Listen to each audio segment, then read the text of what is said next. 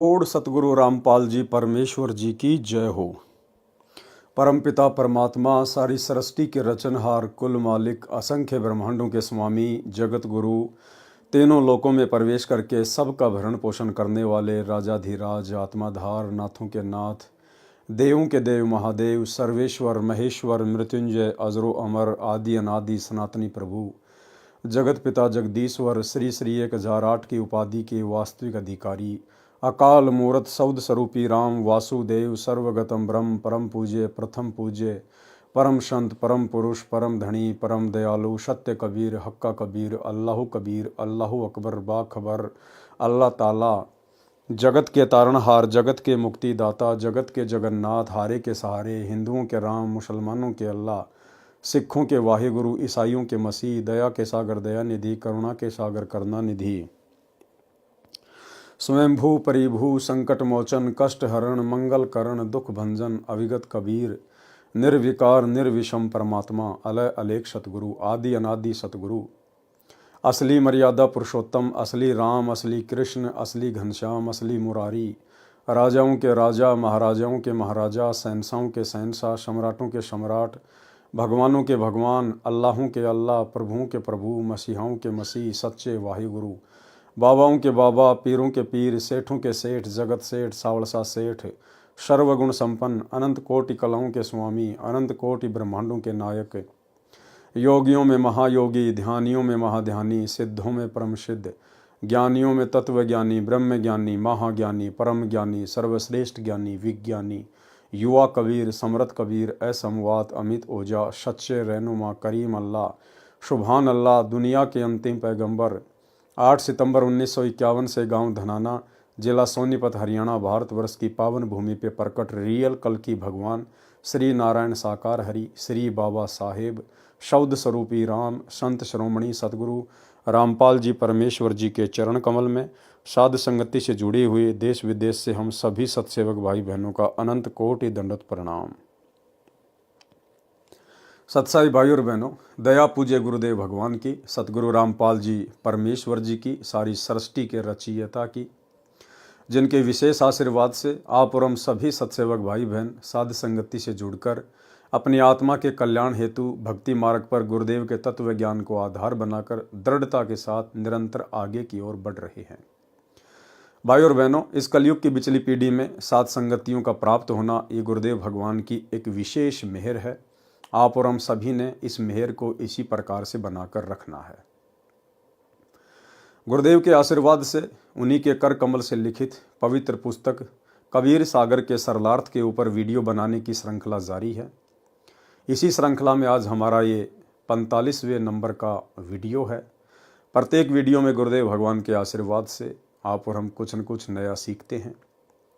अभी जो 45 नंबर का वीडियो है ये सिख धर्म के प्रवर्तक आदरणीय नानक जी के ऊपर है।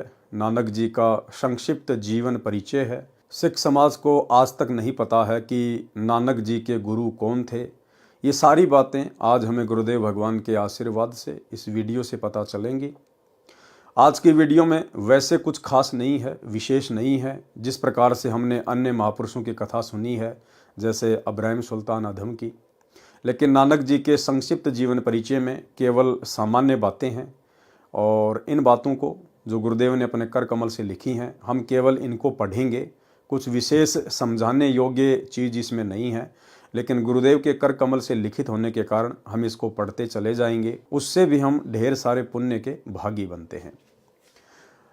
तो कबीर सागर का सरलार्थ पेज नंबर 400 से स्टार्ट है। नानक जी का संक्षिप्त यथार्थ परिचय।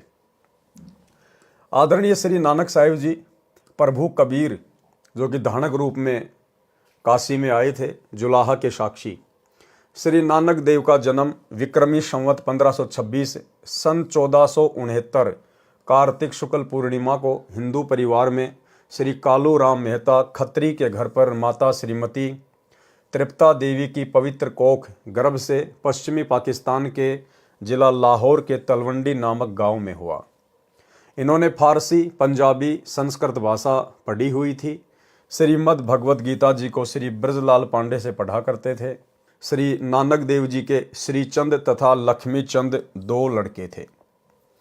श्री नानक जी अपनी बहन नानकी की ससुराल शहर सुल्तानपुर में अपने बहनोई श्री जयराम जी की कृपा से सुल्तानपुर के नवाब के यहाँ मोदी खाने की नौकरी किया करते थे। प्रभु में असीम प्रेम था, क्योंकि यह पुण्यात्मा युगों युगों से पवित्र भक्ति ब्रह्म भगवान यानी काल की करते हुए आ रही थी। सतयुग में यही नानक जी राजा अम्बरीश थे तथा ब्रह्म भक्ति विष्णु जी को इष्ट मानकर किया करते थे। दुर्वासा जैसे महान तपस्वी भी इनके दरबार में हार मानकर क्षमा याचना करके गए थे। त्रेता युग में श्री नानक जी की आत्मा राजा जनक विदेही बने, जो सीता जी के पिता कहलाए। उस समय सुखदेव ऋषि, जो महर्षि वेदव्यास के पुत्र थे, जो अपनी सिद्धि से आकाश में उड़ जाते थे, परंतु गुरु से उपदेश नहीं ले रखा था। जब सुखदेव विष्णु लोक के स्वर्ग में गए तो गुरु न होने के कारण वापस आना पड़ा। यानी बिना गुरु के तो हम काल लोक के इन विशेष सुखदायी जगहों पर भी नहीं रह सकते। बैकुंठ में, स्वर्ग में, जन्नत में हम बिना अधिकारी गुरु बनाए और उसके बताए अनुसार भक्ति किए बिना हम इस काल के स्वर्ग में भी नहीं जा सकते। 84 लाख योनियां और नरक ही प्राप्त होते हैं। अगर किसी ने काल की भक्ति करनी है तो भी अधिकारी गुरु को ही धारण करके भक्ति करनी पड़ेगी, तभी थोड़ा बहुत समय वो स्वर्ग में काट पाएगा। अन्यथा मरने के बाद में सीधा प्रेत योनि, उसके बाद उनके श्राद्ध निकालो, फिर वे 84 में चले जाएंगे, फिर नरक भोगेंगे। विष्णु जी के आदेश से राजा जनक को गुरु बनाया, तब स्वर्ग में स्थान प्राप्त हुआ। अब सुखदेव ऋषि आम सांसारिक लोगों की नज़र में कितनी बड़ी तोप थी। वो सुखदेव ऋषि जो महर्षि वेद व्यास जी का पुत्र था, जिस वेद व्यास जी ने 18 पुराण, गीता, वेद इन सब का अनुवाद किया, इनको लिखा। ऋषि सुखदेव उनका पुत्र था और सुखदेव ऋषि में पिछले जन्म जन्मांतरों की भक्ति थी। उसके अंदर इतनी सिद्धि थी कि वो सशरीर पृथ्वी लोक से उड़कर स्वर्ग में चला जाता था, देवताओं के लोक में चला जाता था। ऐसे एक बार उसने श्री विष्णु जी के लोक में जाने की सोची, और जैसे ही वो श्री विष्णु जी के लोक में जाने लगा तो द्वारपालों ने वहीं पर रोक दिया। उसने कहा, भाई मुझे अंदर क्यों नहीं जाने दिया जा रहा। द्वारपालों ने कहा, जी आपके गुरु कौन है, आपके गुरु का नाम बताइए।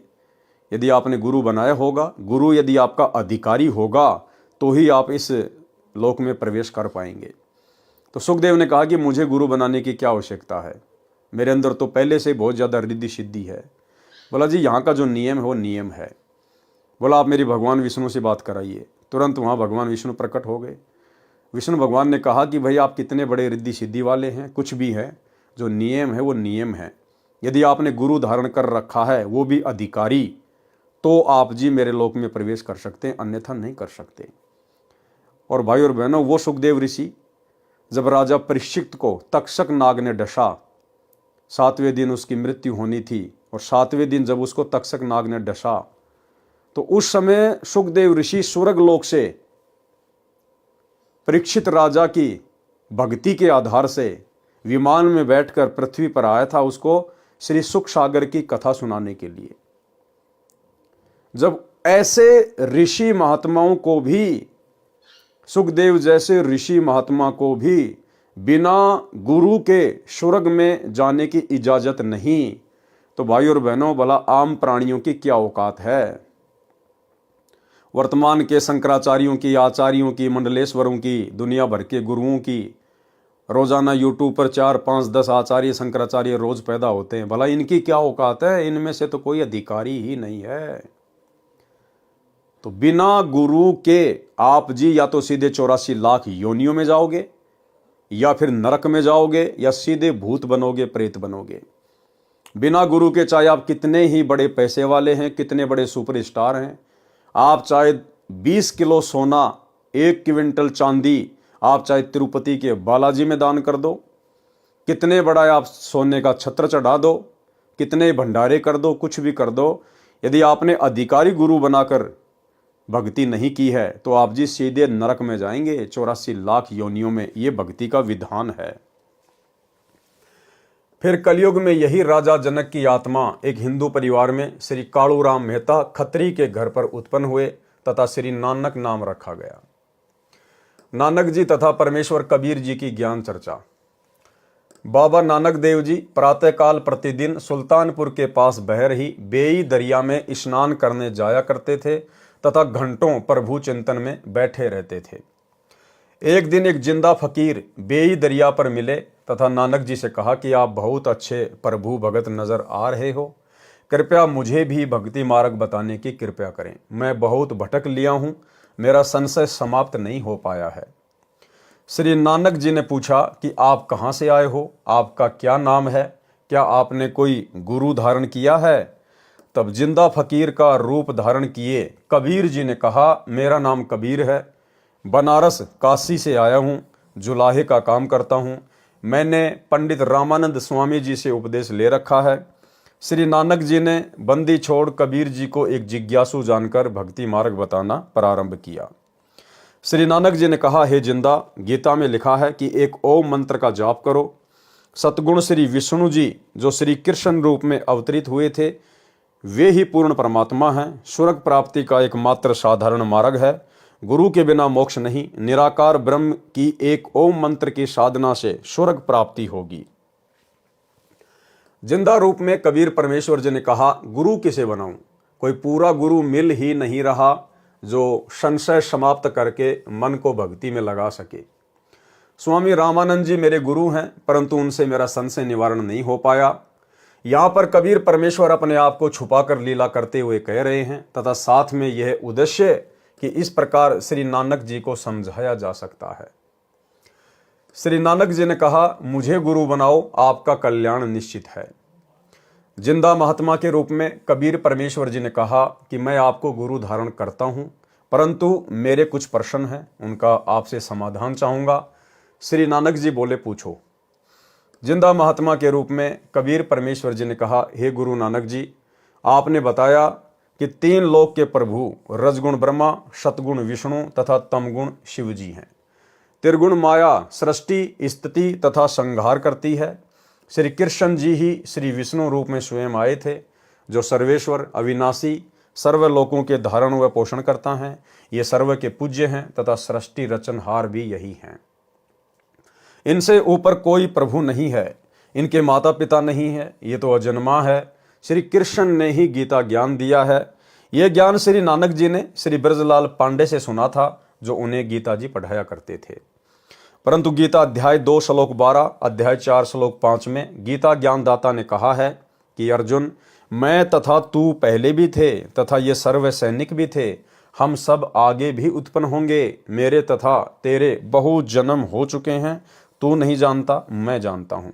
इससे तो सिद्ध है कि गीता ज्ञानदाता भी नाशवान है, अविनाशी नहीं है। गीता अध्याय 7 श्लोक 15 में गीता ज्ञानदाता प्रभु कह रहा है कि जो त्रिगुण माया, रजगुण ब्रह्मा जी, सतगुण विष्णु जी, तमगुण शिव जी, इन तीनों रजगुण ब्रह्मा, सतगुण विष्णु, तमगुण शिव जी को कहते हैं त्रिगुण माया।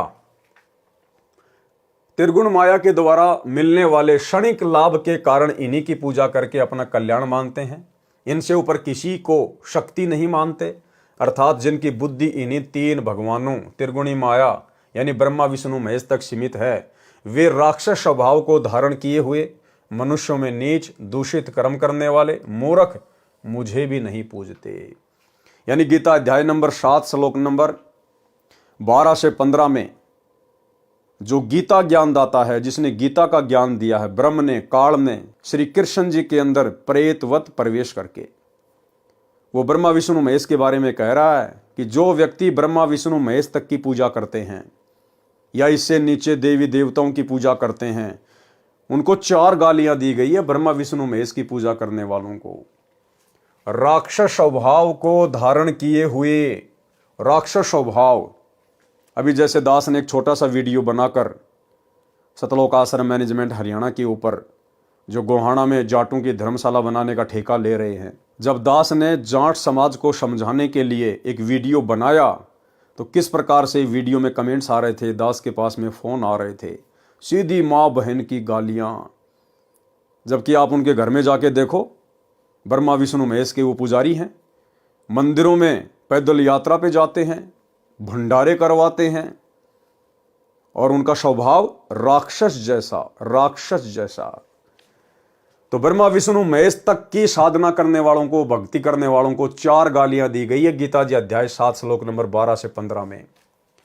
वे राक्षस स्वभाव को धारण किए हुए मनुष्यों में नीच दुष्कर्म करने वाले, ये ब्रह्मा विष्णु महेश तक की भक्ति करने वाले चोरी भी कर सकते हैं, जारी भी कर सकते हैं, बलात्कार भी कर सकते हैं।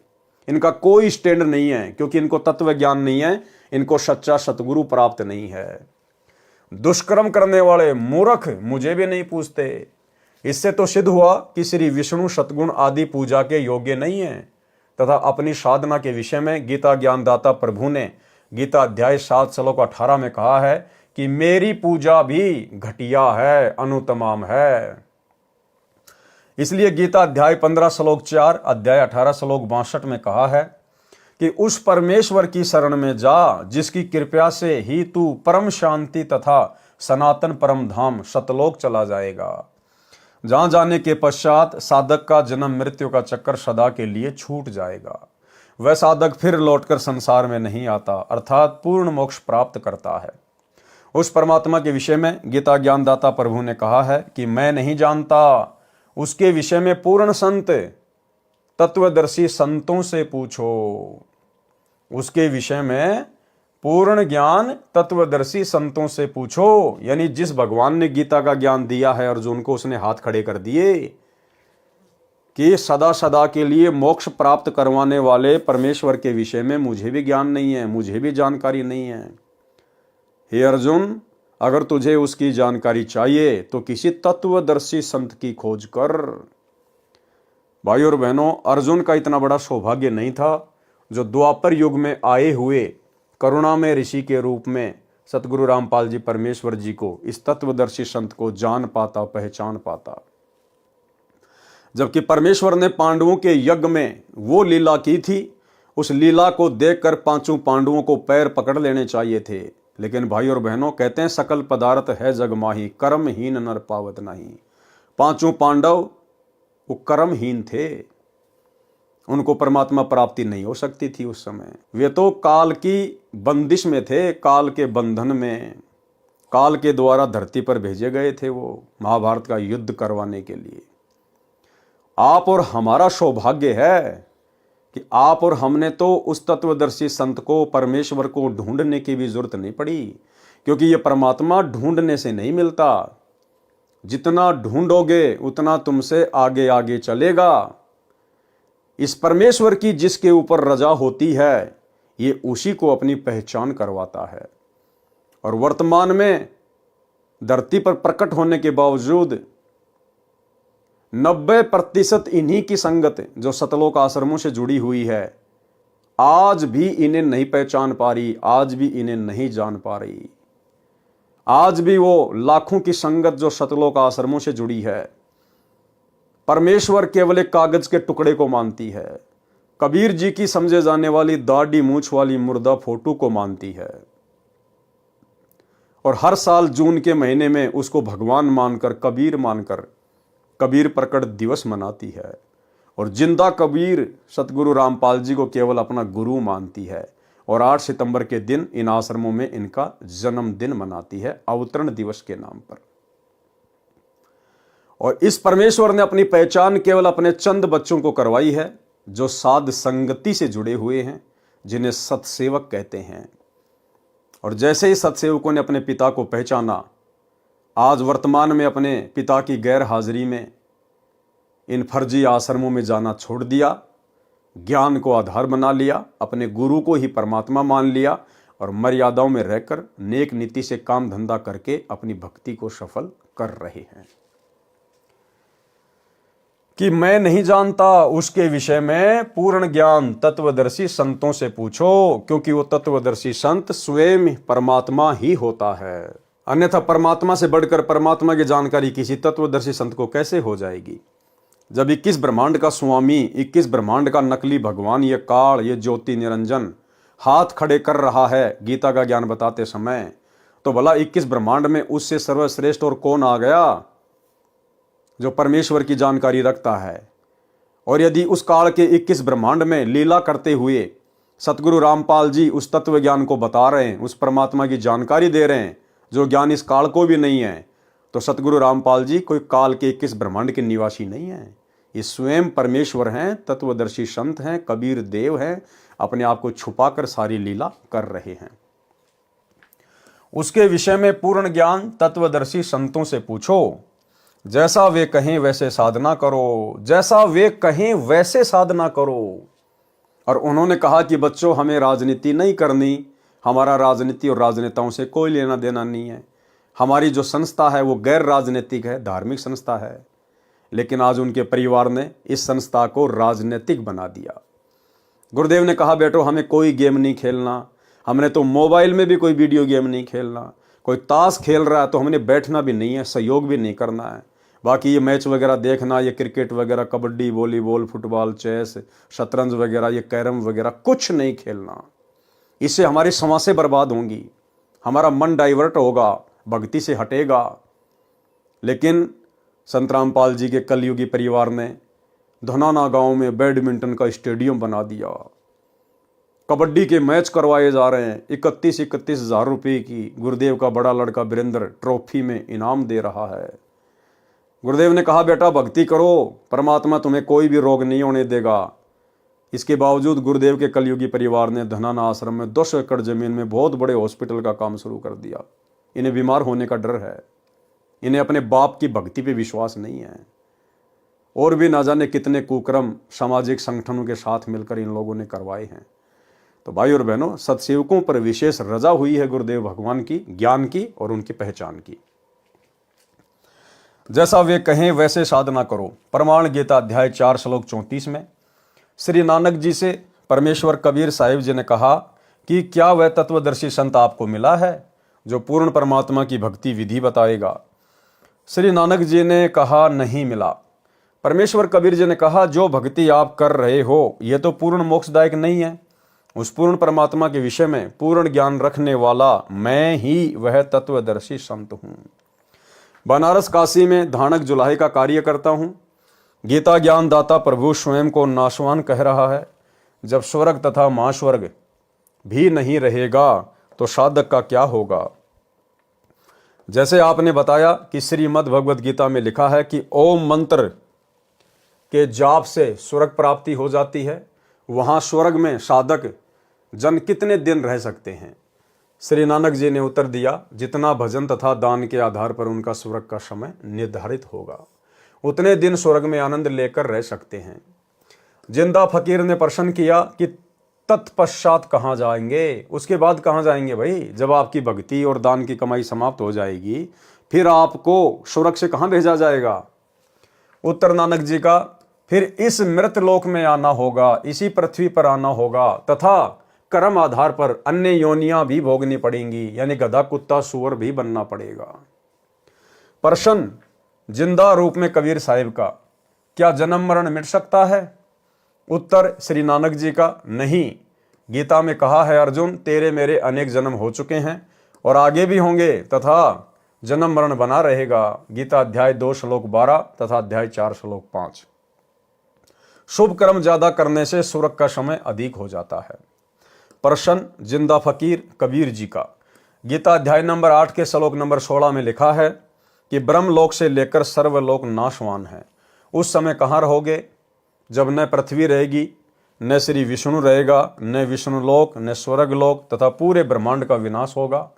इसलिए गीता ज्ञान दाता प्रभु कह रहा है कि किसी तत्वदर्शी संत की खोज कर, फिर जैसे उस पूर्ण परमात्मा की प्राप्ति की विधि वह संत बताए उसके अनुसार साधना कर।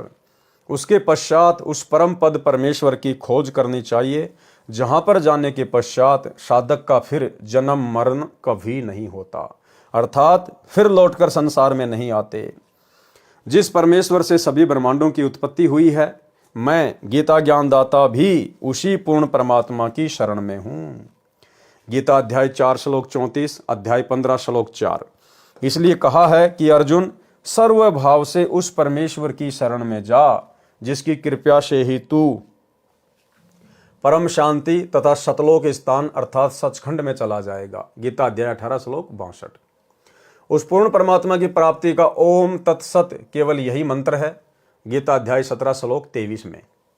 उत्तर नानक जी का, इसके बारे में मुझे ज्ञान नहीं।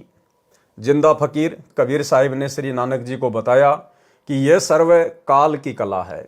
गीता अध्याय नंबर 11 के श्लोक नंबर 32 में स्वयं गीता का ज्ञान देने वाला काल कह रहा है, ब्रह्म कह रहा है कि मैं काल हूं और सभी को खाने के लिए आया हूं। वही निरंकार कहलाता है, उसी काल का ओमकार ओम मंत्र है।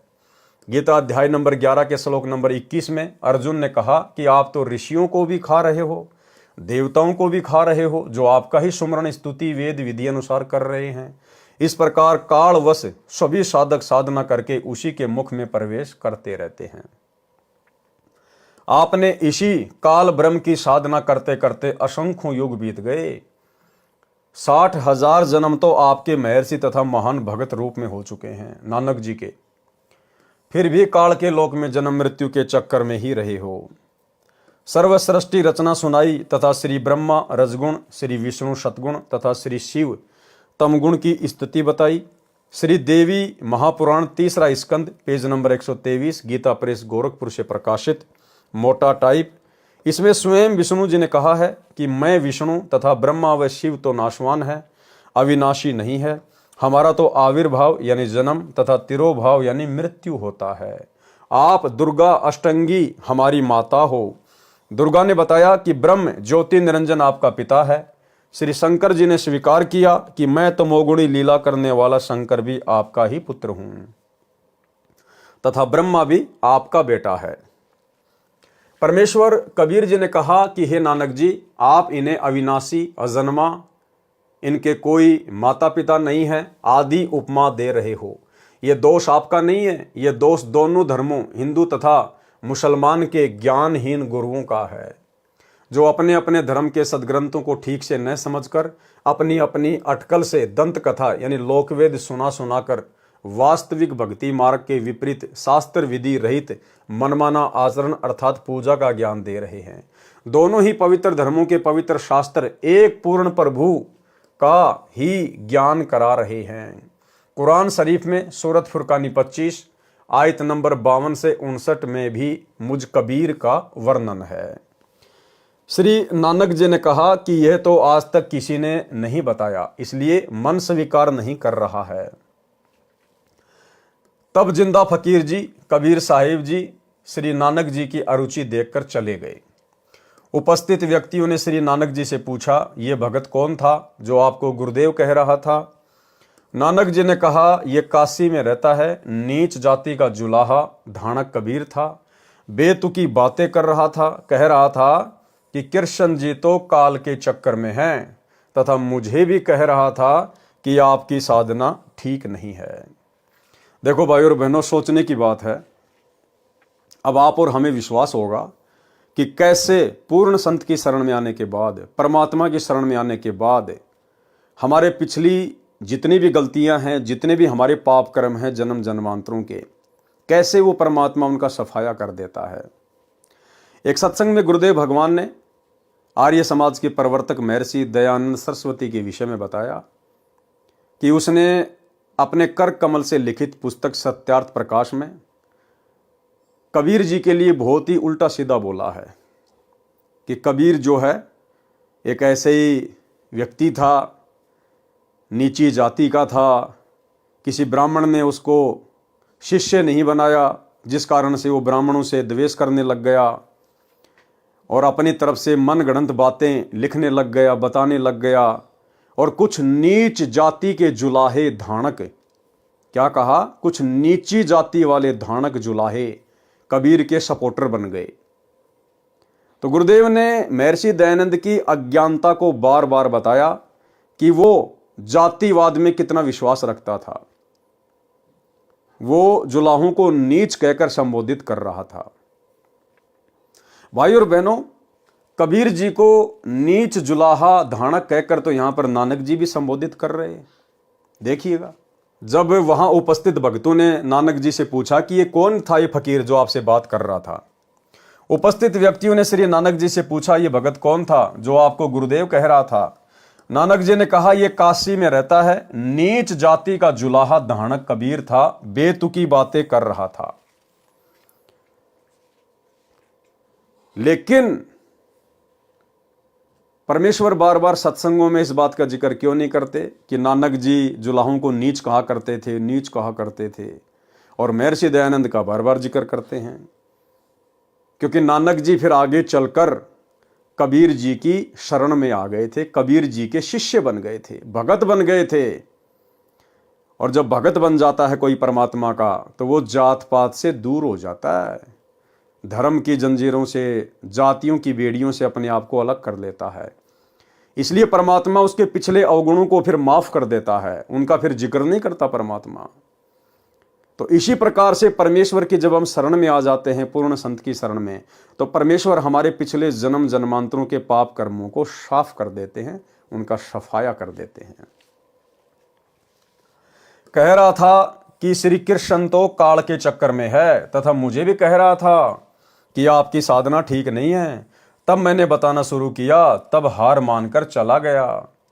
इस वार्ता से सिखों ने श्री नानक जी को परमेश्वर कबीर साहिब जी का गुरु मान लिया। श्री नानक जी प्रथम वार्ता पूज्य कबीर परमेश्वर के साथ करने के बाद ये तो जान गए थे कि मेरा ज्ञान पूर्ण नहीं है, तथा गीता जी का ज्ञान भी उससे कुछ भिन्न ही है जो आज तक हमें बताया गया था। इसलिए हृदय से प्रतिदिन प्रार्थना करते थे कि वही संत एक बार फिर आए। मैं उससे कोई वाद विवाद नहीं करूंगा, कुछ प्रश्नों का उत्तर अवश्य चाहूंगा। परमेश्वर कबीर जी तो अंतर्यामी हैं तथा आत्मा के आधार व आत्मा के वास्तविक पिता हैं। भाई और बहनों, वही की वही लीला, जो लीला परमेश्वर जी ने धर्मदास जी के साथ की, जो लीला परमेश्वर ने नानक जी के साथ में की, अन्य बड़े बड़े महापुरुषों के साथ में की। प्रथम बार परमात्मा उनको मिले, अपना ज्ञान सुनाया। उसके बाद उन महापुरुषों की अरुचि देखकर, भक्ति में विशेष रुचि ना देखकर, वाद विवाद करता हुआ देखकर परमात्मा वहां से अंतर्ध्यान हो जाते हैं। उसके बाद वे आत्माएं काफी लंबे समय तक पश्चाताप करती रहती हैं, 2 महीने 6 महीने। उनके अंदर विशेष वो तड़प पैदा करता है परमात्मा। जैसे धर्मदास जी ने, जब परमेश्वर उनको 6 महीने तक नहीं मिले, दर्शन नहीं दिए, तो धर्मदास जी ने संकल्प कर लिया कि मैं कुछ भी नहीं खाऊंगा, कुछ भी नहीं पीऊंगा, अगर परमेश्वर नहीं आए तो मैं भूखा ही मरूंगा। तो परमेश्वर फिर उस आत्मा की रुचि देखकर फिर वापस प्रकट हुए। तो इसी प्रकार नानक जी पहले तो परमात्मा के साथ वाद विवाद करते रहे, मालिक अंतर्ध्यान हो गए, चले गए। लेकिन मन ही मन में नानक जी सोच रहे थे कि मेरा ज्ञान तो बिल्कुल आधा अधूरा है, और जो बातें वो फकीर कह रहा था बिल्कुल सत्य थी, कांटे की थी, भले मैं अभिमानवश नहीं मान रहा था। और मन ही मन में सोच रहे थे कि एक बार भगवान वो फिर से मिले, वो फिर से मिले, मैं कोई वाद विवाद नहीं करूंगा, मैं आगे का ज्ञान समझूंगा। फिर परमेश्वर जो है नानक जी को मिले, उनकी रुचि देखकर। ठीक इसी प्रकार भाइयों और बहनों, परमात्मा इस कलयुग की वर्तमान बिचली पीढ़ी में धरती पर सतगुरु रामपाल जी के रूप में प्रकट हैं, वही कबीर परमात्मा। परमेश्वर ने सन 1994 से अपने यथार्थ 13वें कबीर पंथ की नींव डाली। दिन रात एक कर दी परमेश्वर ने, अपनी नौकरी को भी ठोकर मार दी, अपने परिवार को भी ठोकर मार दी, कभी मुड़ के नहीं देखा। दिन रात एक कर दी हम आत्माओं तक ये सत्ज्ञान पहुंचाने के लिए। उसके बाद भाइयों और बहनों, जब कई लाखों की संख्या में परमेश्वर के भगत हो गए गुरुदेव के, और जब परमेश्वर ने देखा कि ये तो एक प्रकार से अज्ञानियों का टोल इकट्ठा हो रहा है, ये सत्संगों पर विशेष विवेचन नहीं करते, इन सत्संगों के माध्यम से मैं जो इनकी आंखें खोलना चाहता हूं, इनकी बुद्धि खोलना चाहता हूं, गुरु रूप में आए हुए कबीर परमेश्वर की पहचान करवाना चाहता हूं, ये लोग समझ नहीं रहे, बकवादों से पीछे हट नहीं रहे। तो परमेश्वर आप और हम सबसे नाराज हो गए, नाराज हमारी भक्ति में अरुचि देखकर कि ये तो भक्ति को हल्के में ले रहे हैं, गुरु को हल्के में ले रहे हैं। ऐसा निर्मल ज्ञान दे दिया जो धरती पर आज तक किसी ने नहीं दिया, उसके बाद भी ये पहचान नहीं पा रहे। परमेश्वर हमारी अरुचि देखकर और हमसे दूर हो गए। भाई और बहनों, धर्मदास जी ने तो मात्र परमात्मा को 6 महीने में प्रसन्न कर लिया था। नानक जी ने भी कुछ ही महीनों में परमात्मा को प्रसन्न कर लिया था। लेकिन आज हम पिछली पीढ़ी के भगत 10 साल से अपने परमेश्वर को जो है प्रसन्न नहीं कर पा रही है। 10 साल से कुछ एक आत्माएं प्रयास कर रही हैं, लगी हुई है अपने परमेश्वर को परमेश्वर मानकर, ज्ञान आधार से अपने घर को आश्रम बनाकर हर प्रकार से मर्यादा में रहकर गुरु को प्रसन्न करने का निरंतर प्रयास कर रही हैं, लेकिन उनकी संख्या बहुत ही कम है सत्सेवकों की, सात संगत वालों की। बाकी जो 90% हैं जो सतलोक आश्रमों से जुड़े हुए हैं, उनकी बकवादें बरवाला कांड के बाद से कहीं और ज्यादा बढ़ गई हैं। कम होनी चाहिए थी, परमात्मा को प्रसन्न करना चाहिए था, लेकिन उन 90% भक्तों की बकवादें, गुरुदेव के कलयुगी परिवार की बकवादें, इन कोऑर्डिनेटरों की बकवादें पहले से कहीं और ज्यादा बढ़ गई। और यही कारण है कि परमेश्वर भक्ति में संगत की अरुचि देखकर आज 10 साल से संगत को दर्शन नहीं दे रहे। हिसार जेल में बैठे हुए हैं परमात्मा, क्योंकि वो अंतर्यामी है, हर एक आत्मा की स्थिति से परिचित है। तो भक्तों में अभी वो तड़फ है नहीं, भक्तों में अभी वो कशक है नहीं, जिसके चलते हमारे गुरुदेव भगवान हिसार जेल से बाहर आ सके।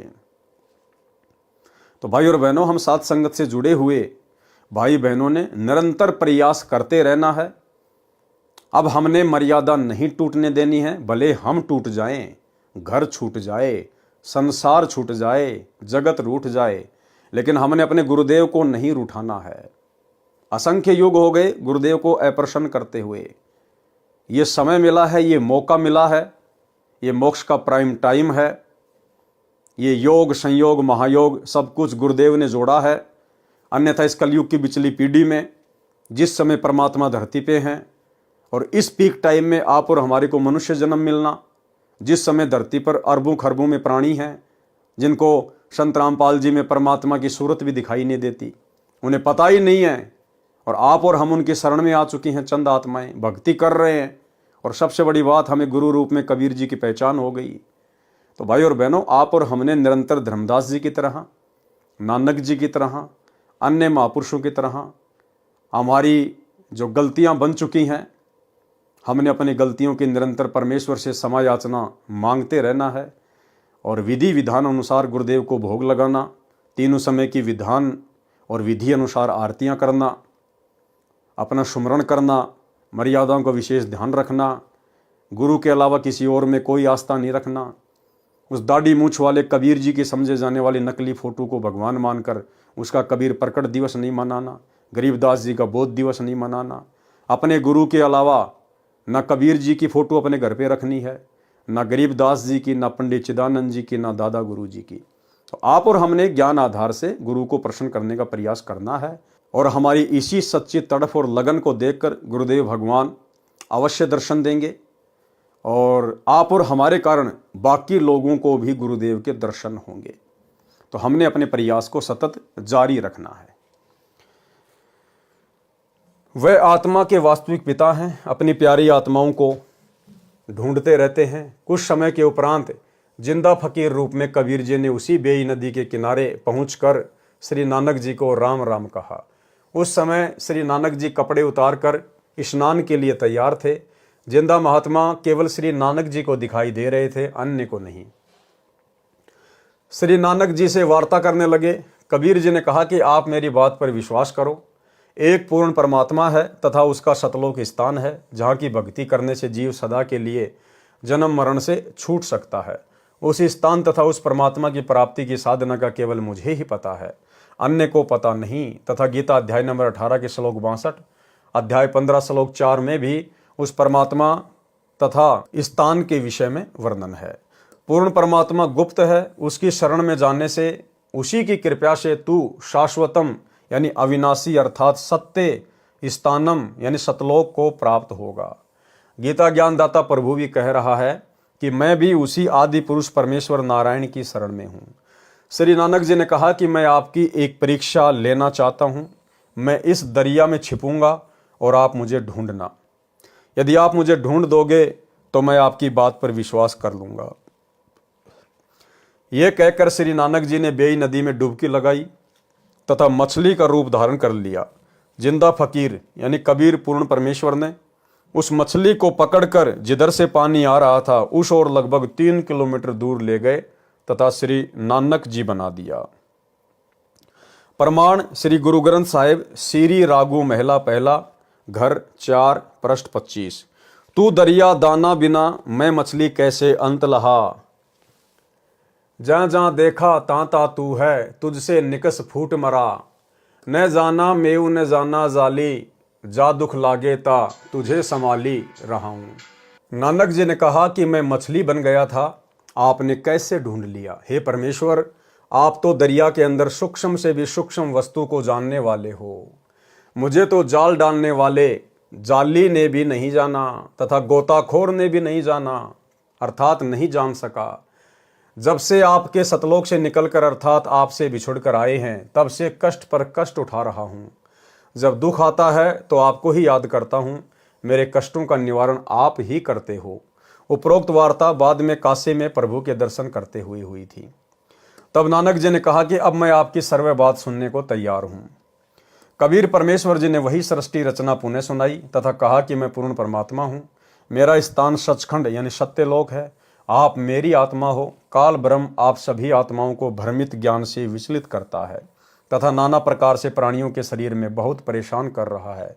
मैं आपको सत्य नाम यानी सच्चा नाम वास्तविक मंत्र जाप दूंगा, जो किसी शास्त्र में नहीं है, जिसे काल ब्रह्म ने गुप्त कर रखा है।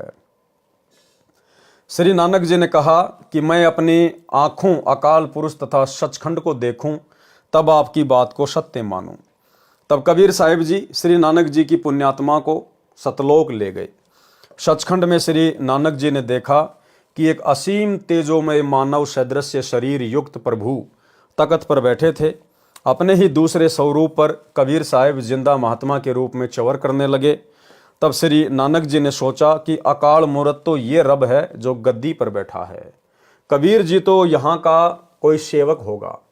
उसी समय जिंदा रूप में परमेश्वर कबीर साहिब उसी गद्दी पर विराजमान हो गए तथा जो तेजोमय शरीर युक्त प्रभु का दूसरा रूप था, वह खड़ा होकर तख्त पर बैठे जिंदा वाले रूप पर चवर करने लगा। फिर वह तेजोमय रूप नीचे से गए जिंदा कबीर के रूप में समा गया तथा गद्दी पर अकेले कबीर परमेश्वर जिंदा रूप में बैठे थे और चवर अपने आप डुरने लगा। तब नानक जी ने कहा कि वाहे गुरु, सत्य नाम से प्राप्ति तेरी। इस प्रक्रिया में 3 दिन लग गए। नानक जी की आत्मा को साहिब कबीर जी ने वापस शरीर में प्रवेश कर दिया। तीसरे दिन श्री नानक जी होश में आए। उधर श्री जयराम जी ने, जो श्री नानक जी का बहनोई था, श्री नानक जी को दरिया में डूबा जानकर दूर तक गोताखोरों से तथा जाल डलवाकर खोज करवाई, परंतु कोशिश निष्फल रही और मान लिया कि श्री नानक जी दरिया के अथाह वेग में बहकर मिट्टी के नीचे दब गए। तीसरे दिन जब नानक जी उसी नदी के किनारे सुबह सुबह दिखाई दिए तो बहुत व्यक्ति एकत्रित हो गए। बहन नानकी तथा बहनोई श्री जयराम भी दौड़े गए। खुशी का ठिकाना नहीं रहा तथा घर ले आए। अब भाई और बहनों, जो वापस आया था तीसरे दिन, वो नानक नहीं था। वो नानक का शरीर जरूर था, लेकिन स्वयं कबीर परमात्मा थे। उसके बाद में जो भी लीलाएं हुई, जितने भी चमत्कार हुए, वो कबीर परमेश्वर जी ने किए। अन्यथा कबीर परमेश्वर के भक्ति मार्ग में उनका भगत कभी भी अपनी सिद्धियां नहीं दिखा सकता, कभी भी चमत्कार नहीं दिखा सकता। इससे तो भक्ति बर्बाद होगी। तो बाद में जो भी चमत्कार हुए सतलोक से वापस आने के बाद, वो नानक जी के रूप में कबीर परमात्मा सतगुरु रामपाल जी ने किए। बहन नानकी तथा बहनोई श्री जयराम भी दौड़े गए। खुशी का ठिकाना नहीं रहा तथा घर ले आए। श्री नानक जी अपनी नौकरी पर चले गए। मोदी खाने का दरवाजा खोल दिया तथा कहा, जिसको जितना चाहिए ले जाओ। पूरा खजाना लौटाकर शमशान घाट पर बैठ गए। जब नवाब को पता चला कि श्री नानक खजाना समाप्त करके शमशान घाट पर बैठा है, तब नवाब ने श्री जयराम की उपस्थिति में खजाने का हिसाब करवाया तो 760 रुपये अधिक मिले। नवाब ने क्षमा याचना की तथा कहा कि नानक जी, आप 708 रुपये जो आपके सरकार की ओर से अधिक हैं ले लो तथा फिर नौकरी पर आ जाओ। तब श्री नानक जी ने कहा कि अब सच्ची सरकार की नौकरी करूँगा, उस पूर्ण परमात्मा के आदेश अनुसार अपना जीवन सफल करूँगा। वह पूर्ण परमात्मा है जो मुझे बेई नदी पर मिला था। नवाब ने पूछा, वह पूर्ण परमात्मा कहाँ रहता है तथा ये आदेश आपको कब हुआ? श्री नानक जी ने कहा कि वह सचखंड में रहता है। बेई नदी के किनारे से मुझे स्वयं आकर वही पूर्ण परमात्मा सचखंड यानी सतलोक लेकर गया था। वह इस पृथ्वी पर भी आकार में आया हुआ है, उसकी खोज करके अपना आत्म कल्याण कराऊंगा। उस दिन के बाद श्री नानक जी घर त्याग कर पूर्ण परमात्मा की खोज पृथ्वी पर करने के लिए चल पड़े। श्री नानक जी सतनाम तथा वाही गुरु की रटना लगाते हुए बनारस पहुंचे। इसलिए अब पवित्र सिख समाज के श्रद्धालु केवल सत्य नाम श्री वाही गुरु कहते रहते हैं। सतनाम क्या है तथा वाही गुरु कौन है यह मालूम नहीं है, जबकि सत्य नाम सच्चा नाम गुरु ग्रंथ साहिब में लिखा है जो अन्य मंत्र हैं। जैसा कि कबीर साहिब ने बताया था कि मैं बनारस काशी में रहता हूँ, धानक जुलाहे का कार्य करता हूँ। मेरे गुरुजी काशी में सर्व प्रसिद्ध पंडित रामानंद जी हैं। इस बात को आधार रखकर श्री नानक जी ने संसार से उदास होकर पहली उदासी यात्रा बनारस काशी के लिए प्रारंभ की। प्रमाण के लिए देखें जीवन 10 गुरु साहिब, लेखक सोडी तेजा सिंह जी, प्रकाशक चतर सिंह, जीवन सिंह, प्रश्न नंबर 50 पर। परमेश्वर कबीर साहिब जी स्वामी रामानंद जी के आश्रम में प्रतिदिन जाया करते थे। जिस दिन श्री नानक जी ने काशी पहुंचना था उससे पहले दिन कबीर साहिब ने अपने पूज्य गुरुदेव रामानंद जी से कहा कि स्वामी जी कल मैं आश्रम में नहीं आ पाऊंगा क्योंकि कपड़ा बुनने का कार्य अधिक है। कल सारा दिन लगकर कार्य निपटा कर फिर आपके दर्शन करने आऊँगा। काशी बनारस में जाकर श्री नानक जी ने पूछा कोई रामानंद जी महाराज है। सब ने कहा कि वे आज के दिन सर्व ज्ञान संपन्न ऋषि हैं, उनका आश्रम पंचगंगा घाट के पास है। श्री नानक जी ने श्री रामानंद जी से वार्ता की तथा सचखंड का वर्णन शुरू किया। तब श्री रामानंद स्वामी ने कहा ये पहले मुझे किसी शास्त्र में नहीं मिला, परंतु अब मैं आंखों देख चुका हूँ, क्योंकि वही परमेश्वर स्वयं कबीर नाम से आया हुआ है तथा मर्यादा बनाए रखने के लिए मुझे गुरु कहता है। परंतु मेरे लिए प्राण प्रिय प्रभु है। पूर्ण विवरण चाहिए तो मेरे व्यावहारिक शिष्य परंतु वास्तविक गुरु कबीर से पूछो, वही आपकी शंका का निवारण कर सकता है। श्री नानक जी ने पूछा कि कहाँ है परमेश्वर स्वरूप कबीर साहिब जी, मुझे शीघ्र मिलवा दो।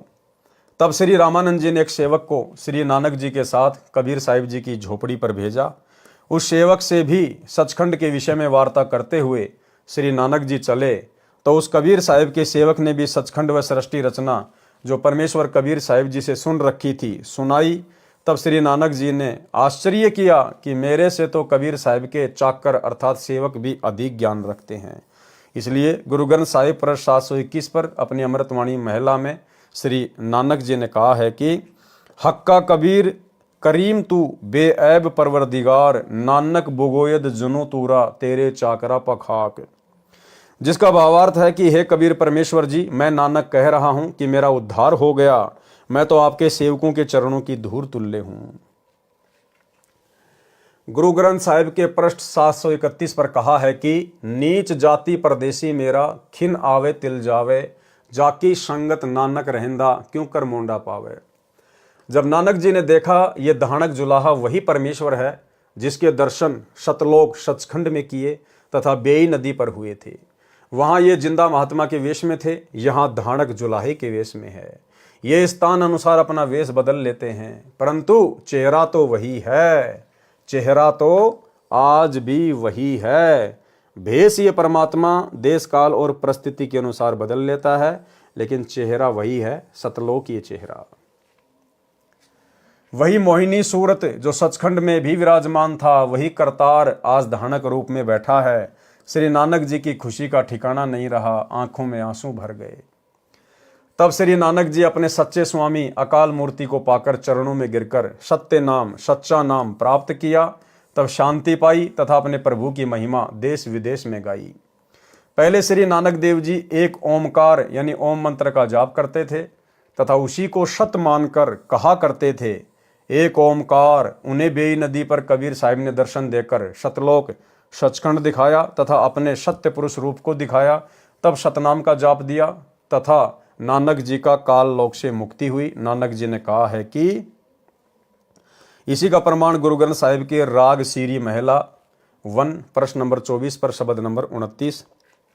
एक सुवान दुई सुवानी नाल बलके भोके सदा बियाल, कुड़ छुरा मुठा मुर्दहार धानक रूप रहा करतार। मैं पति की पंदी न करनी की कार, ऊँ बिगड़े रूप रहे विकराल। तेरा एक नाम तारे संसार, मैं एहो आस एहो आधार।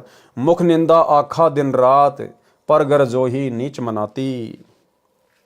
काम क्रोध तन वसै चंडाल, धानक रूप रहा करतार। भाई सूरत मलोकी वेश, ऊ ठगवाड़ा ठगी देश। खरा सियाणा बहुता बहार, धानक रूप रहा करतार। मैं किता न जाता हराम खोर, उहू किया मुँह देसा दुष्ट चोर। नानक नीच कहे विचार, धानक रूप रहा करतार। दूसरा प्रमाण नीचे प्रमाण है जिसमें कबीर परमेश्वर का नाम स्पष्ट लिखा है। श्री गुरु ग्रंथ साहिब प्रश्न नंबर 721 राग तिलंग महला पहला में है। और अधिक प्रमाण के लिए प्रस्तुत है राग तिलंग महला first Punjabi Guru Granth Sahib page number 721। यक अर्ज गुप्तम पेश तो दर गोश कौन करतार, हक्का कबीर करीम तू बे ए परवरदिगार। दुनिया मुकामे फानी तहकीक दिलदानी, ममसर मोई अजराइल गिरफ्त दिल हेच नदानी। जन पीसर पदर बिरादरा कस नेस्त दस्तगीर, आखिर बैफ्तम कस नदारद चूं शब्द तकबीर। शबरोज गस्तम दर हवा करदेम बदी ख्याल, गाहे न नेकी कार करदम मम ई चीनी अहवाल। बदबख्त हम चू बखील गाफिल बेनजर बेकाब, नानक बोगोयद तनु जूरा तेरे चाकरा पाखाग। सरलार्थ आगे परमेश्वर ने इनका विस्तार से किया है। सरलार्थ यहाँ पर केवल हिंदी अनुवाद। हे शब्द स्वरूपी राम अर्थात शब्द से सर्व सृष्टि रचनहार दयाल सत्य कबीर, आप निर्विकार परमात्मा हैं। आपके समक्ष एक हृदय से विनती है कि ये पूरी तरह जान लिया है हे महबूब, ये संसार रूपी ठिकाना नासवान है। हे दाता, इस जीव के मरने पर अजराइल नामक यमदूत बेरहमी से पकड़कर ले जाता है। कोई साथी जन जैसे बेटा पिता भाईचारा साथ नहीं देता। अंत समय में कोई भाईचारा, कोई बेटा बेटी, कोई माता पिता, कोई साथ नहीं देगा, कोई सहारा नहीं देगा। इसलिए भाई और बहनों, आप और हमने केवल अपना एक ही साथी बनाना है और है भी एक ही, केवल गुरुदेव भगवान। हमने सतलोक आश्रम मैनेजमेंट हरियाणा वालों की तरह ना तो जाट आरक्षणों में बैठकर जाटों को अपना साथी बनाना है, ना फालतू का भाईचारा बढ़ाना है। आनंदपाल जैसे गुंडों की सीबीआई जांच का समर्थन करके 5 लाख रुपए उसकी सीबीआई जांच के लिए चंदे के रूप में देकर ना हमने राजपूत करनी सेना के साथ में उठना बैठना, ना भाईचारा बनाना है। ना हमने सतलोक आश्रम मैनेजमेंट हरियाणा की तरह गोहाना की जाट धर्मशाला में 5वां फ्लोर जो तकरीबन 1 करोड़ के आसपास बनेगा, ना हमने ये फालतू का भाईचारा निभाकर हमने अपने पैरों पर कुल्हाड़ी मारनी है। अंत में ये समाज, ये कुल किसी काम नहीं आएगा, कोई ढाल नहीं अड़ाएगा, केवल मर्यादा तोड़वाएगा। इसलिए हमने केवल एकमात्र भाईचारा, एकमात्र हमारा जो साथी है, केवल अपने गुरुदेव भगवान को ही बनाकर चलना है। हे दाता, इस जीव के मरने पर अजराइल नामक यमदूत बेरहमी से पकड़कर ले जाता है। कोई साथी जन जैसे बेटा पिता भाईचारा साथ नहीं देता। अंत में सभी उपाय और फर्ज कोई क्रिया काम नहीं आता। प्रतिदिन गस्त की तरह न रुकने वाली चलती हुई वायु की तरह बुरे विचार करते रहते हैं। शुभ कर्म करने का मुझे कोई जरिया या साधन नहीं मिला। ऐसे बुरे समय कलयुग में हमारे जैसे नादान लापरवाह शतमार्ग का ज्ञान न होने से ज्ञान नेत्रहीन था तथा लोकवेद के आधार से अनाप शनाप ज्ञान कहता रहता था। नानक जी कहते हैं कि मैं आपके सेवकों के चरणों की धूल डूबता हुआ बंदा नानक पार हो गया। भावार्थ, श्री गुरु नानक साहिब जी कह रहे हैं कि हे हक्का कबीर, सत कबीर, आपसे मेरी एक अर्ज है कि मैं तो सत्य ज्ञान वाली नजर रहित तथा आपके सतज्ञान के सामने तो निरुत्तर अर्थात जुबान रहित हो गया हूँ। हे कुल मालिक, मैं तो आपके दासों के चरणों की धूल हूँ, मुझे शरण में रखना। इसके पश्चात जब श्री नानक जी को पूर्ण विश्वास हो गया कि पूर्ण परमात्मा तो गीता ज्ञानदाता प्रभु से अन्य ही है, वही पूजा के योग्य है, पूर्ण परमात्मा की भक्ति तथा ज्ञान के विषय में गीता ज्ञानदाता प्रभु भी अनभिज्ञ है। परमेश्वर स्वयं ही तत्वदर्शी संत रूप से प्रकट होकर तत्व ज्ञान को जन जन को सुनाता है। क्या कह रहे हैं? परमेश्वर, कौन परमेश्वर? कबीर जी। परमेश्वर स्वयं ही यानी खुद ही तत्वदर्शी संत रूप से प्रकट होकर तत्व ज्ञान को जन जन को सुनाते हैं। आज तत्वदर्शी संत के रूप में प्रकट होकर जन जन को ये ज्ञान फिर कौन सुना रहे हैं? वही कबीर परमात्मा, यानी हमारे गुरुदेव स्वयं कबीर परमेश्वर हैं। परमेश्वर स्वयं ही तत्वदर्शी संत रूप से प्रकट होकर तत्व ज्ञान को जन जन को सुनाता है। जिस ज्ञान को वेद भी नहीं जानते, वह तत्व ज्ञान केवल पूर्ण परमेश्वर सत्य पुरुष ही स्वयं आकर ज्ञान करवाता है। श्री नानक जी का जन्म पवित्र हिंदू धर्म में होने के कारण पवित्र गीता जी के ज्ञान पर पूर्ण रूपेण आश्रित थे। फिर स्वयं प्रत्येक हिंदू श्रद्धालु तथा ब्राह्मण गुरुओं आचार्यों से गीता जी के 7 श्लोकों के विषय में पूछते थे। सर्व गुरुजन निरुत्तर हो जाते थे, परंतु श्री नानक जी के विरोधी हो जाते थे। उस समय शिक्षा का भाव था। उन झूठे गुरुओं की दाल गलती रही। गुरुजन जनता को ये कहकर श्री नानक जी के विरुद्ध भड़काते थे कि श्री नानक झूठ कह रहा है। गीता में ऐसा कहीं नहीं लिखा है कि श्री कृष्ण जी के ऊपर कोई शक्ति है। कबीर प्रभु से तत्व ज्ञान से परिचित होकर श्री नानक जी पवित्र मुसलमान धर्म के श्रद्धालुओं तथा काजी व मुल्लाओं तथा पीरों गुरुओं से पूछा करते थे कि पवित्र कुरान शरीफ की सूरत फुरकानी संख्या 25 आयत नंबर 19, 21, 52 से 58, 59 में कुरान शरीफ बोलने वाला प्रभु अल्लाह कह रहा है कि सर्व ब्रह्मांडों का रचनहार, सर्व पाप गुनाहों का नाश क्षमा करने वाला, जिसने 6 दिन में सृष्टि रचना की तथा 7वें दिन तख्त पर जा विराजा, जो सर्व के पूजा इबादत ही कबीरा पूजा के योग्य है, वह कबीर परमेश्वर है। काफिर लोग अल्लाह कबीर प्रभु को समर्थ नहीं मानते। आप उनकी बातों में मत आना। मेरे द्वारा दिए इस कुरान शरीफ के ज्ञान पर विश्वास रखकर उनके साथ ज्ञान चर्चा रूपी संघर्ष करना। उस अल्लाहु अकबीर अर्थात अल्लाहु अकबर कबीर प्रभु की भक्ति तथा प्राप्ति के विषय में मैं कुरान शरीफ ज्ञान का ज्ञानदाता प्रभु नहीं जानता। उसके विषय में किसी तत्वदर्शी संत बाखबर से पूछो। पवित्र मुसलमान धर्म के मार्गदर्शकों से पूछा कि यह स्पष्ट है कि श्री कुरान शरीफ के ज्ञानदाता प्रभु, जिसे हजरत मोहम्मद जी अपना अल्लाह मानते थे, के अतिरिक्त कोई और समर्थ परमेश्वर है जिसने सारे संसार की रचना की है, वही पूजा के योग्य है। कुरान शरीफ का ज्ञानदाता प्रभु अपनी साधना के विषय में तो बता चुका है कि 5 समय नमाज करो, रोजे रखो, बंग दो। फिर वही प्रभु किसी अन्य समर्थ प्रभु की पूजा के लिए कह रहा है। क्या वह बाखबर तत्वदर्शी संत आप किसी को मिला है? यदि मिला हो तो ये साधना नहीं करते, इसलिए आपकी पूजा वास्तविक नहीं है, क्योंकि पूजा के योग्य पूर्ण मोक्षदायक पाप विनाशक तो केवल कबीर नामक प्रभु है। आप प्रभु को निराकार कहते हो। कुरान शरीफ में सूरत फुरकानी संख्या 25 आयत नंबर 58 से 59 में स्पष्ट किया है कि कबीर अल्लाह कबीर प्रभु ने 6 दिन में सृष्टि रची तथा ऊपर तख्त पर जा बैठा। इससे तो स्पष्ट हुआ कि कबीर नामक अल्लाह साकार है, क्योंकि निराकार के विषय में एक स्थान पर बैठना नहीं कहा जाता। इसी की पुष्टि पवित्र बाइबल उत्पत्ति विषय में कहा है कि प्रभु ने 6 दिन में सृष्टि की रचना की तथा 7वें दिन विश्राम किया, अर्थात आकाश में जा बैठा तथा प्रभु ने मनुष्य को अपने स्वरूप के अनुसार उत्पन्न किया। इससे भी स्वयं सिद्ध है कि परमात्मा का शरीर भी मनुष्य जैसा है, अर्थात प्रभु साकार है। आपकी कुरान शरीफ सही है, परंतु आप न समझकर अपना तथा अपने अनुयायियों का जीवन व्यर्थ कर रहे हो। आओ आपको अल्लाह कबीर सशरीर दिखाता हूँ। बहुत से श्रद्धालु श्री नानक जी के साथ पूज्य कबीर परमेश्वर की झोपड़ी के पास गए। श्री नानक जी ने कहा कि यही है वह अल्लाहु अकबर, मान जाओ मेरी बात। परंतु भ्रमित ज्ञान में रंगे श्रद्धालुओं को विश्वास नहीं हुआ। भाई और बहनों, 650 साल पहले का वो समय, ना कोई शास्त्र था, ना कोई पढ़े लिखे लोग थे। भला एक काशी में आए हुए जुलाहा का कार्य करने वाले कबीर जी को कैसे अल्लाह मान लेते? सोचिए, वर्तमान में तो सब कुछ है, विज्ञान है, टेक्नोलॉजी है, तत्व ज्ञान दे दिया परमात्मा ने, हर प्रकार के धर्म ग्रंथों का सभी भाषाओं में अनुवाद करवा दिया, सोशल मीडिया, टीवी, इंटरनेट, सौ प्रमाण, सौ सुख दे रहे हैं गुरुदेव भगवान।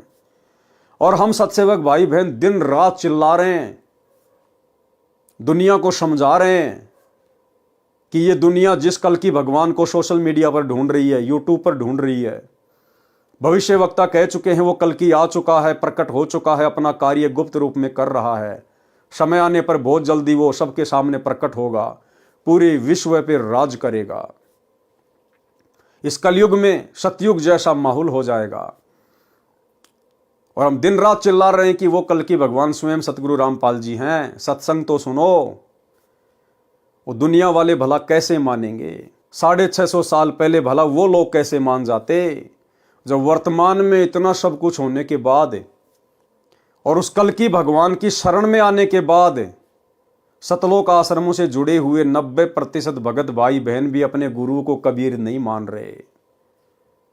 तो भाई और बहनों, 650 साल पहले भला वो मुसलमान भाई नानक जी के साथ जाकर और कबीर जी को एक टूटी फूटी झोपड़ी में फटे पुराने कपड़े पहनकर जुलाहे का काम करता हुआ देखकर भला उसको अल्लाह कैसे मान लेते, जब आज सब कुछ क्लियर करने के बाद हमारे खुद के भगत भाई बहन जो सतलोक आश्रमों से जुड़े हुए हैं, वे खुद अपने गुरु को कबीर नहीं मान रहे, अल्लाह नहीं मान रहे, अपने गुरु के रहते सहते और एक कागज के टुकड़े को अल्लाह मान रहे हैं, कबीर मान रहे हैं। और जून के महीने में उसका कबीर प्रकट दिवस मनाते हैं, उस कागज की नकली मुर्दा फोटो का। तो बताओ 650 साल पहले भला गुरु रूप में आए हुए कबीर जी को कौन परमात्मा मान लेता। परंतु भ्रमित ज्ञान में रंगे श्रद्धालुओं को विश्वास नहीं हुआ। मुल्ला, काजी तथा पीरों ने कहा कि नानक जी झूठ बोल रहे हैं, कुरान शरीफ में उपरोक्त विवरण कहीं नहीं लिखा, क्योंकि सर्व समाज अशिक्षित था, वही अज्ञान अंधेरा अभी तक छाया रहा।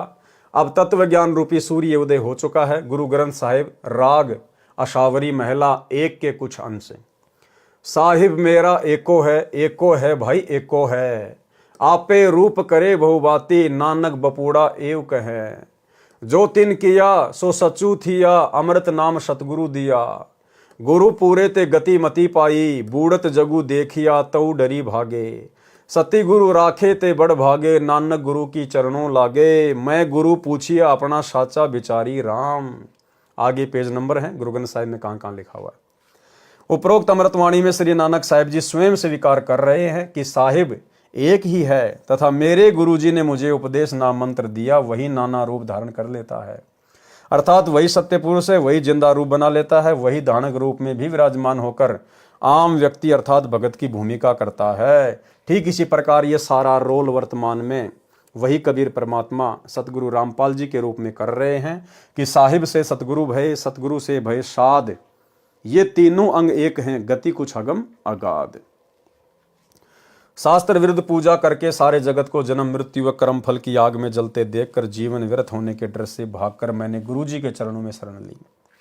बलिहारी गुरु आपने दियो हाड़ी सदवार, जिन मानस ते देवते किए करत न लागी वार, आपी ने आप सजियो आपी ने रचियो नाऊ, दुई कुदरती साचिए करी आसणु डिठो चाऊं, दाता करता आपे तू तुसी देवही करही पशाऊं, तू जनोई सबसे दे लैस ही जिंद कवाऊं, करी आसणु डिठो चाऊं।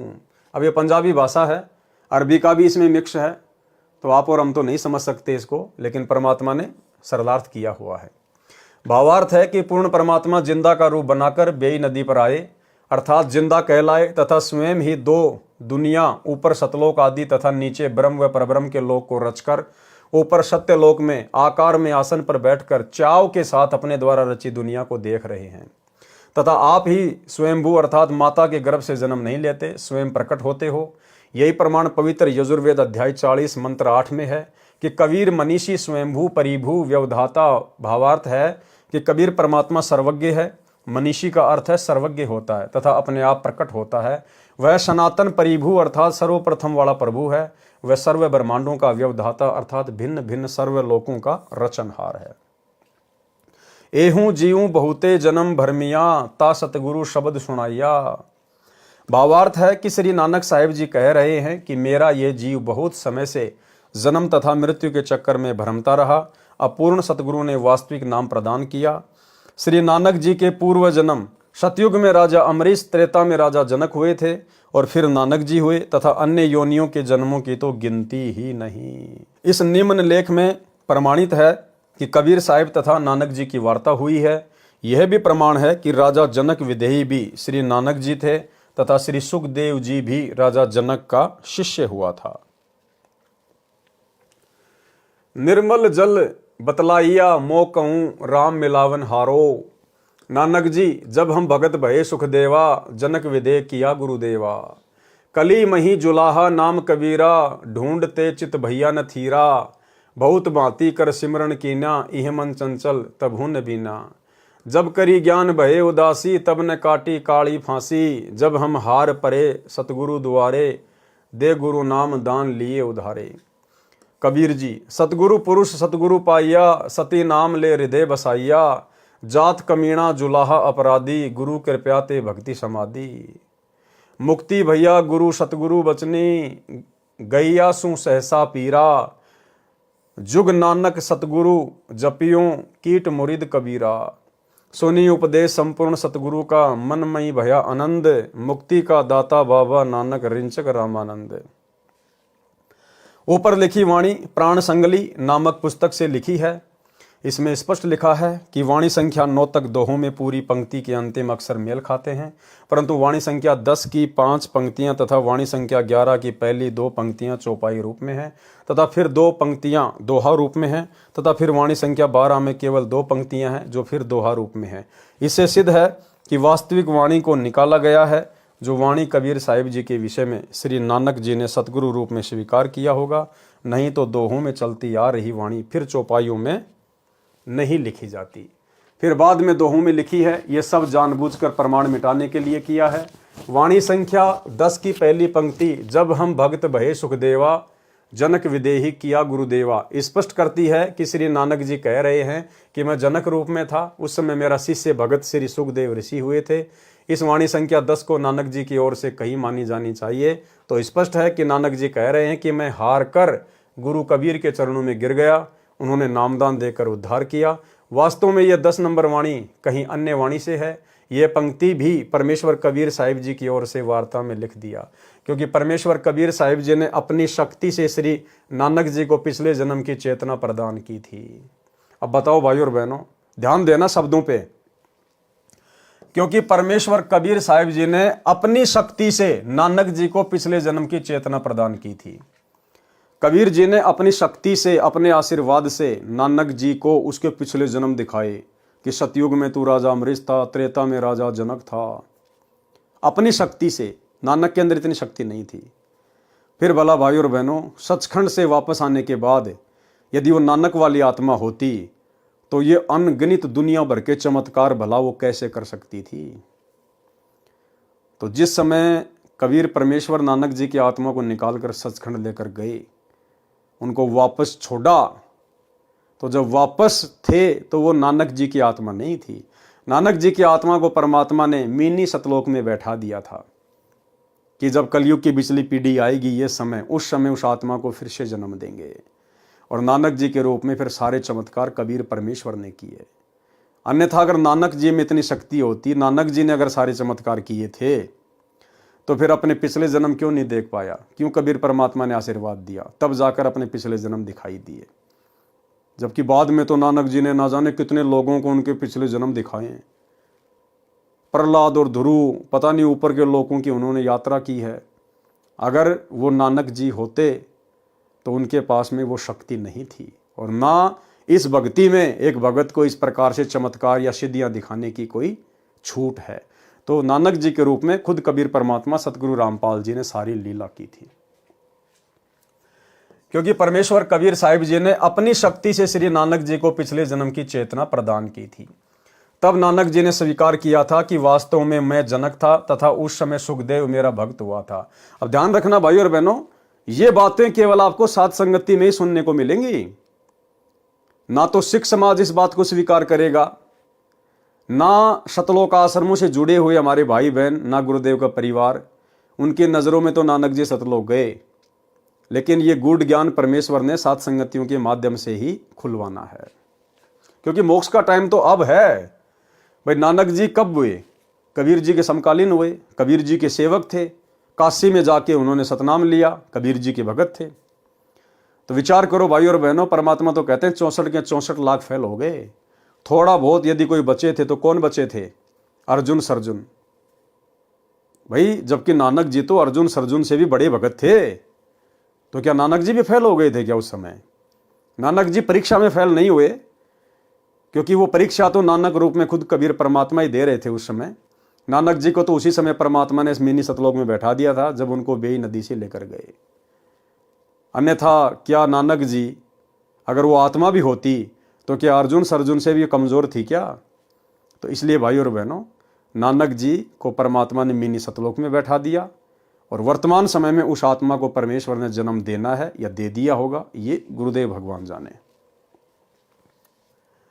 वाणी संख्या 11 में 4 पंक्तियां हैं, जबकि वाणी संख्या 10 में 5 पंक्तियां लिखी हैं। वास्तव में प्रथम पंक्ति जब हम भगत भये सुखदेवा वाली में अन्य 3 पंक्तियां थी, जिनमें कबीर परमेश्वर को श्री नानक जी ने गुरु स्वीकार किया होगा, उन्हें जानबूझकर निकाला गया लगता है। अब ये तो परमेश्वर हैं सतगुरु रामपाल जी, तो इनसे क्या छुपा हुआ, तभी तो सारी बातें बता रहे हैं।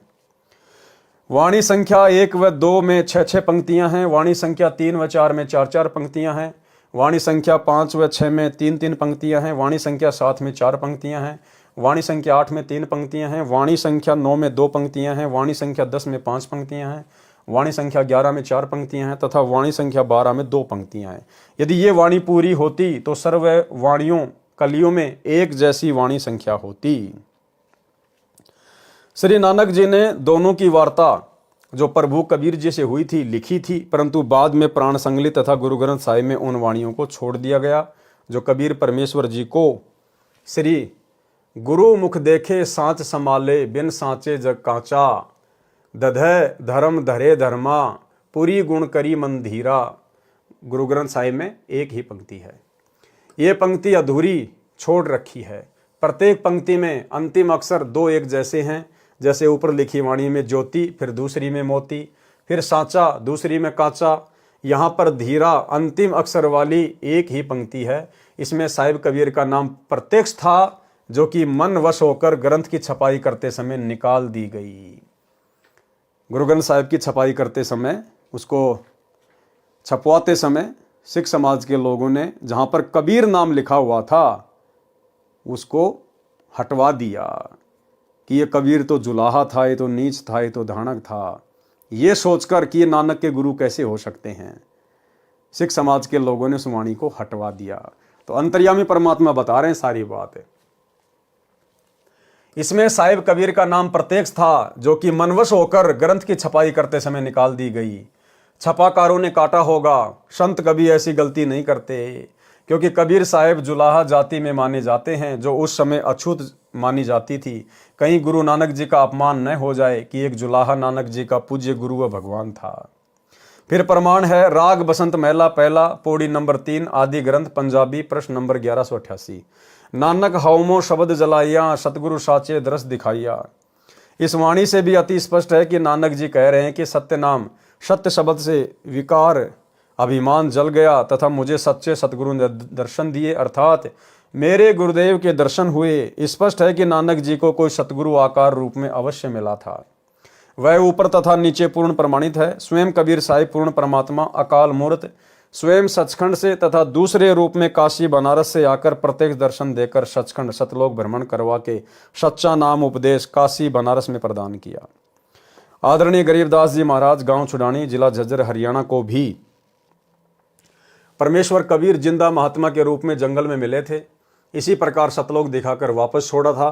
परमेश्वर ने बताया कि मैंने ही नानक जी तथा श्री दादू जी को पार किया था। जब श्री नानक जी ने पूर्ण परमात्मा को सतलोक में भी देखा तथा फिर बनारस काशी में जुलाहे का कार्य करते देखा, तब उमंग में भरकर कहा था, वाहे गुरु सतनाम, वाहे गुरु, वाहे गुरु।